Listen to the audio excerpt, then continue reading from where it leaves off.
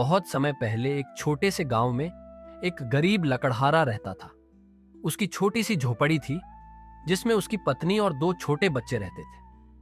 हर सुबह सूरज निकलने से पहले वह अपनी पुरानी कुल्हाड़ी उठाता और घने जंगल की ओर निकल जाता। दिन भर वह पेड़ काटता, लकड़ियां बांधता और उन्हें बाजार में बेचकर थोड़ा बहुत अनाज खरीद लाता।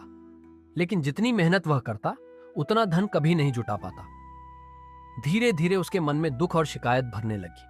वह सोचता, भगवान ने मुझे इतना गरीब क्यों बनाया? कुछ लोग बिना मेहनत किए सुखी हैं और मैं दिन रात मेहनत करके भी दुखी हूं। एक दिन दोपहर की तेज धूप में वह जंगल के भीतर एक पेड़ के नीचे बैठ गया। उसके शरीर से पसीना बह रहा था, हाथ छिल चुके थे और आंखों में निराशा थी। वह आसमान की ओर देखकर बोला, हे भगवान, मेरे पास ऐसा क्या है जिस पर मैं गर्व कर सकूं? उसी समय वहां से गौतम बुद्ध अपने शिष्यों के साथ गुजर रहे थे। बुद्ध ने लकड़हारे के चेहरे पर गहरा दुख देखा। वे उसके पास जाकर शांत भाव से बैठ गए। बुद्ध ने कोमल स्वर में पूछा, तुम इतने दुखी क्यों हो? लकड़हारे ने भारी आवाज में कहा, प्रभु, मैं बहुत गरीब हूं। मेरे पास धन नहीं, अच्छे कपड़े नहीं, बड़ा घर नहीं। मेरा जीवन केवल संघर्ष है। बुद्ध कुछ क्षण शांत रहे, फिर मुस्कुराकर बोले, यदि कोई तुम्हें 1,00,000 स्वर्ण मुद्राएं दे और बदले में तुम्हारी आंखें मांगे, क्या तुम दोगे? लकड़हारा तुरंत डर गया। नहीं प्रभु, आंखों के बिना मैं दुनिया कैसे देखूंगा? बुद्ध ने फिर पूछा, अगर कोई तुम्हारे हाथों के बदले 2,00,000 स्वर्ण मुद्राएं दे? लकड़हारे ने अपने हाथों को कसकर पकड़ लिया।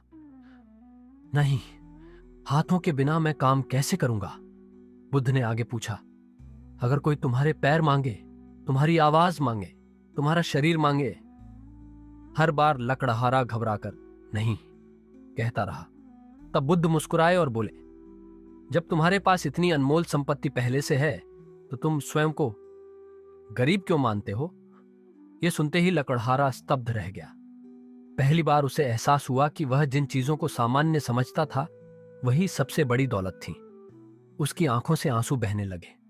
उसने बुद्ध के चरणों में झुककर कहा, प्रभु, आज तक मैं अपने दुख गिनता रहा, लेकिन आपने मुझे मेरी असली संपत्ति दिखा दी। उस दिन के बाद लकड़हारा बदल गया।